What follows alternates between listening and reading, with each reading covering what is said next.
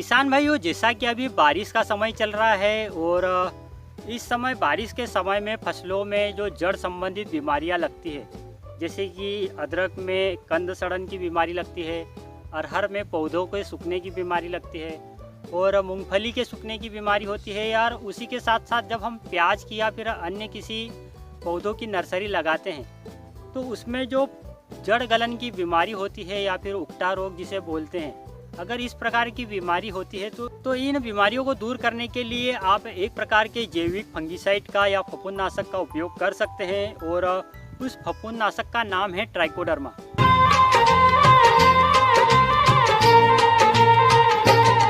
किसान भाइयों नमस्कार, मैं हूं आपका दोस्त राकेश। आप देख रहे हैं एग्रीकल्चर स्टार यूट्यूब चैनल और आज हम बात करने वाले हैं एक जैविक फंगिसाइड के बारे में, जैविक फफूंदनाशक के बारे में कि किस प्रकार से ये जैविक फफूंदनाशक होता है और इसका क्या क्या काम है। तो आज हम बात करने वाले हैं ट्राइकोडर्मा के बारे में कि ट्राइकोडर्मा आखिर होता क्या है, कैसे काम करता है, आप इसको कहाँ से प्राप्त कर सकते हैं, उसको मल्टीप्लाई करने की उपयोग करने की विधि क्या होती है। तो सबसे पहले हम जानते हैं कि ये ट्राइकोडर्मा होता क्या है।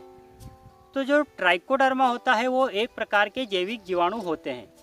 अगर आप 1 किलो ट्राइकोडर्मा या फिर 1 लीटर ट्राइकोडर्मा लेकर आते हैं तो उसके अंदर आपको लाखों की संख्या में जैविक जीवाणु मिल जाते हैं। तो किसान भाइयों, ट्राइकोडर्मा जो होता है वो 2 प्रकार का होता है, एक तो ट्राइकोडर्मा विरिड और ट्राइकोडर्मा हर्जेनियम।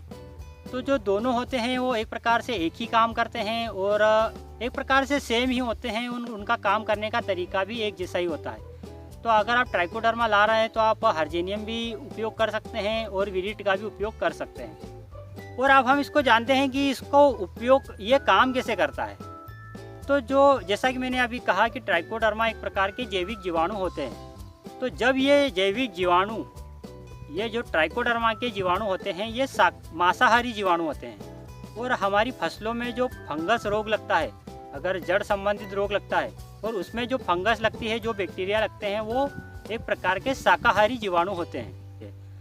तो जब ये ट्राइकोडर्मा के मांसाहारी जीवाणु उस शाकाहारी जीवाणु या बैक्टीरिया के संपर्क में आते हैं तो ये उनको सीधा नुकसान पहुंचाते हैं। एक प्रकार से उनको खाकर उनकी त्वचा में घुसकर उनको सीधा नुकसान पहुंचाते हैं और उनको मार गिराते हैं। और उसी के साथ साथ ये एक प्रकार का ऐसा पदार्थ भी छोड़ते हैं, वो पदार्थ भी जो फंगस पौधों पर पाई जाती है, पत्तियों पर पाई जाती है, जड़ में पाई जाती है, उस फंगस को ये जो पदार्थ छोड़ते हैं वो भी नुकसान पहुंचाती है। जो बीमारी जनित बैक्टीरिया होते हैं उनको मार गिराता है।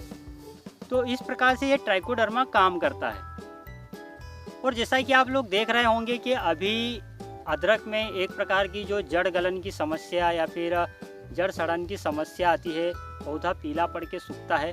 उसी के साथ साथ अगर आप प्याज की नर्सरी लगाते हैं, उसमें प्याज के पौधे पीले पड़कर, जो प्याज की नर्सरी होती है वो पीली पड़कर सूख जाती है। तो उस पर अगर आप ट्राइकोडर्मा का उपयोग करते हैं तो काफ़ी अच्छा रिजल्ट आपको मिलता है।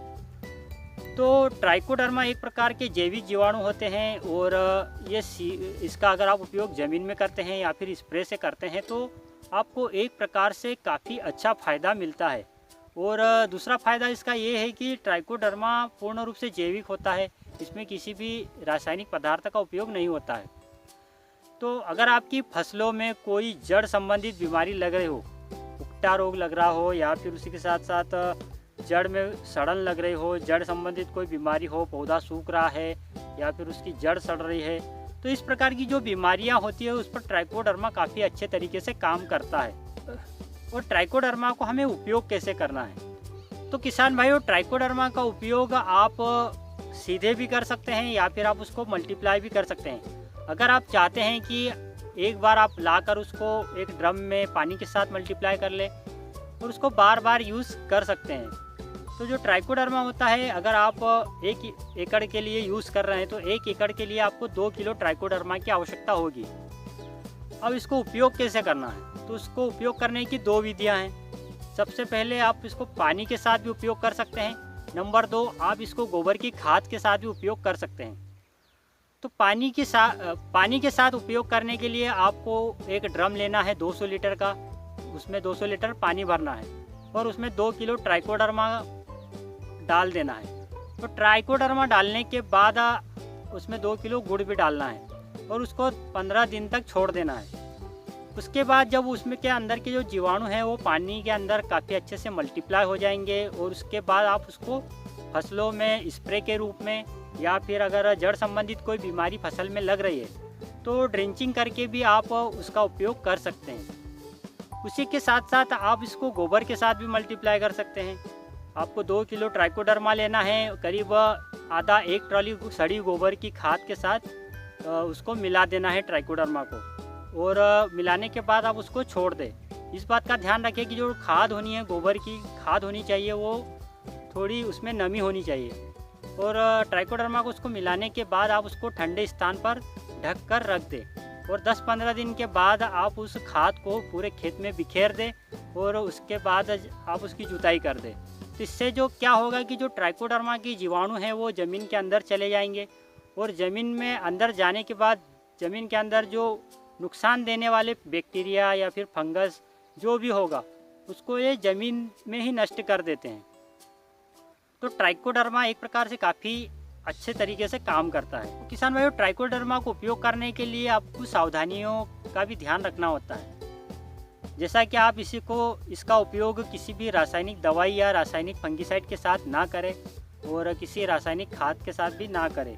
और जब आप इसका उपयोग कर रहे हों तो उसके कुछ दिन आगे पीछे तक रासायनिक दवाइयों का या फिर रासायनिक खाद का प्रयोग न करें, क्योंकि इसमें जो जीवाणु होते हैं पूर्ण रूप से जैविक होते हैं और जिंदा जीवाणु होते हैं। अगर आप किसी रासायनिक दवाई के स्पर्श में आते हैं या फिर संपर्क में आते हैं तो ये नष्ट हो जाते हैं। तो आप जब भी ट्राइकोडर्मा का उपयोग करें तो किसी फंगिसाइड का या फिर किसी रासायनिक खाद के साथ आप इसका उपयोग ना करें।